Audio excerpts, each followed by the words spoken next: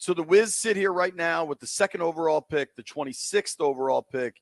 A lot of smoke that maybe Kuz could get moved for that 13th pick that Sacramento currently holds. What do you think the Wizards are trying to accomplish tonight? Does it seem like it's Sarr to you? Just where is the Washington franchise going into draft night? I mean, look, I would just say this. I know everybody has them taking Sarr. I would just say nobody had them going in for Koulibaly last year. Nobody. These guys do not tell anybody what they're doing, what they're thinking. So while it certainly, right now looks like Sarr, and that would make sense, given their problems in the middle, long-term play, long athletic, a lot, he looks and plays along the lines of a Chet Holmgren, who obviously Dawkins had a hand in drafted in OKC. I would just caution everybody, these guys don't tell people what they're doing. Mm-hmm. And so if they do something surprising tonight, I won't be shocked. I think they will use 2 to, I think, go for the biggest swing as they see it, the biggest upside play as they see it. That's their MO. And then to your point, I definitely think there's some momentum toward making a deal for another lottery pick, another pick in the first half of the first round. The way to do that, the most obvious way to do that is 13. But, you hear Memphis is trying to trade their pick too at 9. There's different things. And there's ways you can get into a trade there. There's a lot of teams that are trying to move picks. I think there are going to be a lot of trades tonight because this is not a draft where people at the top are locked in, because there's just not prospects worth locking in for. You know what I mean? Like, it's just not that kind of draft. Like, Houston at 3, they'll trade the pick. They make no bones about it. They'll trade 3. They don't really care. 5 is in play. I think 9 is in play. So the Wizards will have a lot of options if they want to put Kuz or something else in the deal to get another pick this year. And you may say it doesn't make sense to get a pick this year. You should get picks next year. Maybe they do that too. I mean, that next year's draft is certainly a lot more loaded at the top than this one is. So, yeah, I think the Wizards will be active tonight. I can't see them sitting pat and just doing 2, 26, and 51. I just don't think that's what they're going to do. We've seen them in a lot of drafts over the years, and they did not work out good. So are we at the point where we have to give this crew the chance to go out there and do what they do and not try to compare them to what we've seen in the previous years? Yeah, I mean, I think, look, they got the green light from Ted Leonsis last year to take this thing down. And so you've got to give them a chance to take it down, right? Like, you've got to give them a chance to actually do that. So I think they're going to, I think this is going to be a multi-year process. They have to obviously be bad this coming season, because you have to have a top 4 or 5 pick in 2025. Have to. Mm-hmm. It's as good a draft as there's been in the last several years coming up next year. You have to get one of those guys. Like, if it's not Cooper Flag, like I said, you have to get, there's multiple guys. Ace Bailey is a franchise level player. I think Harper, if not a franchise level player, is a very good player. There's the point guard coming up from France, who is another French player who is going to be, a big time player. So you've got to get in the top part of next year's draft. You've got to hold on to your pick in 2026. Otherwise it goes to the Knicks. So you've got to be bad for 2 more years to hold on to that first round pick in 26. And 26 is a very good draft. So this is the path is be bad for 2 more years, get as many swings at the drafts in 25 and 26 as is humanly possible, and get 1 or 2, preferably young franchise level players that you can actually build around. Talking with David Aldridge here from The Athletic. He's got a busy night ahead with the NBA draft. Seems like Kevin Durant could be on the move. Seems like it's going to be a crazy night for the association. Yep. But, D.A., I think you're the one that put me onto this theory. And if I'm wrong, tell me. Mm-hmm. Do you like Clingan a lot in this draft? Do I recall that I right? do. Yes. Like, correct. If Donovan Clingan was from Estonia and had a different last name, would he be in the conversation for the first overall pick? Well, he is in the conversation for the first overall pick. I mean, there is a chance. There's a not zero chance the Hawks take him number one. Now I'm not saying that's going to happen, but it's not like that hasn't been discussed with the Hawks. That has been discussed with the Hawks, by the Hawks. Look, this is my theory of the case here with regard to this year's draft, especially for a team like the Wizards that's rebuilding. You cannot take drafts off when you're bad. You can't just say, well, there were no good players in that draft, so you got to forgive us for making a bad pick. No. No, y'all stink. Mm-hmm. Y'all stink. You got to get as many good players in here every chance you get. And having the number 2 pick gives you a chance, one of the best chances, I would argue, to get whatever good players are in this draft. And there's always, every draft has 2 or 3 good players. I always go back to 2013. Anthony Bennett was the first pick. Yep. Everybody went nuts. Oladipo was the second pick. Otto Porter was the third pick. None of those guys are going to Springfield, right? Who was the 15th pick in that draft? Giannis Antetokounmpo. Yep. Yeah. So don't tell me you can't get good players in the draft. You just got to get the right one. You got to. Hey, Steph was 7th or 8th. That's it. That's your job. That is Michael Winger's job. That is Will Dawkins' job. Find the 2 or 3 good players that are in this draft. You got to get one of them. Yeah. Don't come to me with this. Well, this was a bad draft. No. You don't have the luxury to swing and miss. Yeah, the Joker was a second rounder. Joker was a second rounder. Draymond Green was a second rounder. Yeah. Gilbert Arenas was a second rounder. Gilbert Arenas was a second rounder.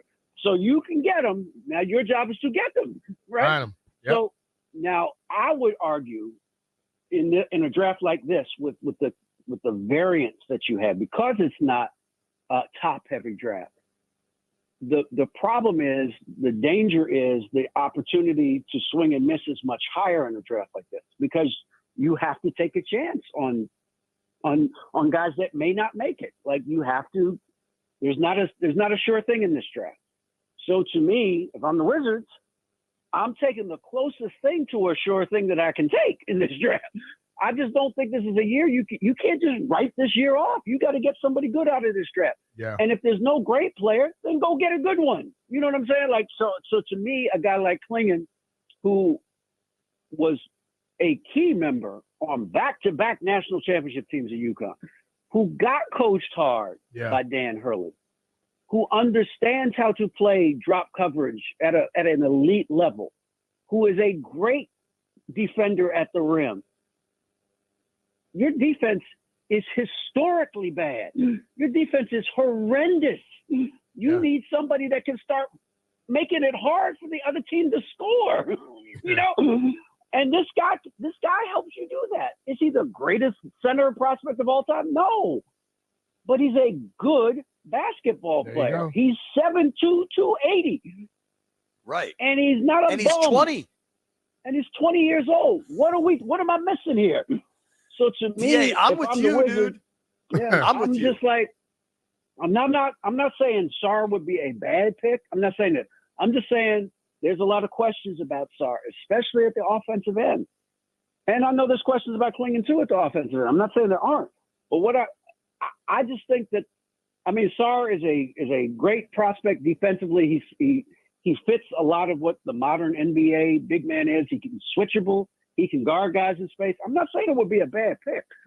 I'm just saying he's 224 pounds. Yeah. Now, if I'm going to put him in a hole, bro, I mean, I'm just saying, you need a little meat on you. My buddy Freddie Carter, when I was at ESPN, we used to do NBA Tonight. He used to always say about guys like that, a little light in the cakes. A little light in the cakes. So you got it. I don't know. I'm not saying it can't work. I'm just saying it's that's going to take a while for that to manifest itself. Yeah. DA, you sold me on this back then when we talked about it, whenever we did that. I just think Clingan has shown tremendous improvement already. I like Sarr too. Like, I do too. I'm not going to be mad about a 7'1", 19-year-old, Right, but I'm it. also not going to be mad about a 7'3", 20-year-old just because he plays college What's the hoops. difference? What's the difference? Right. Who played at a high level, by the way? Played on national championship teams, not teams that got to the Sweet 16. You got one back-to-back natties. Yeah. And then he got better from year to year. Damn better. And he was on the floor for both of those. You know what I'm Totally. saying? Yeah. DA, so real quick, what do you have a prediction for the Wiz at 2, or is it just 2 up in the air for you? Again, I'm not going to ever try to tell you what this group is going to do. They keep their cards so close to the vest. The vest is like, yo, man, back up a little bit. You know what I'm saying? Like, yeah. All right.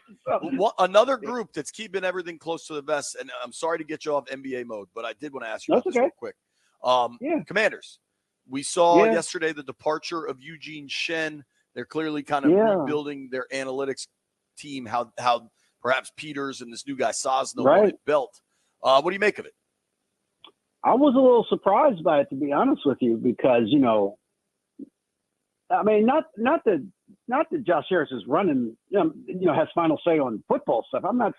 He does, but you know what I mean? Like he doesn't seem to be the type that's going to meddle in football decisions. He's going to let them do what they want. But that clearly was a guy he thought was a very, and is a very smart, knowledgeable guy to put in charge of what clearly is Josh Harris's wheelhouse, analytics. He loves that stuff. Mm-hmm. So it was just surprising to me. The guy just got here. Like it's not, he's been there 5 years. He just got here, and you're going to kind of move him to the side because Peters wants to bring in his own people. I guess I would say I think that's a good sign because he's empowering the guy he picked to run the football team, You know what I'm saying? Yeah. And so I will look at that as a positive, and I can't say that that's a bad thing because he could have said, well, we just brought Eugene Shen in. Let's give him a chance to see what he can do. And he didn't do that. He was like, all right, you want this guy instead? Okay. Your team, your show. So I guess it's a good thing. I will look at it as a good thing. Yeah. On top of it, too, like Jay, you said that they're rebuilding their analytics department. Hell, they building one. They never really had one. Right. That's a good way to put it. Yes. True. I would agree with that. Yeah. All right. So, DA, real quick. Yeah. I just went to the NBA Draft 2024 simulator on ESPN. I just did my first ever. This might be my first ever NBA mock draft. I took Clingan at number 2 instead of Sarr. And I find this curious. Sarr then slid to 5 to the Pistons. Yeah. I mean, that's what I'm saying, guys. It's not like, do people like Alex Sarr? Yes.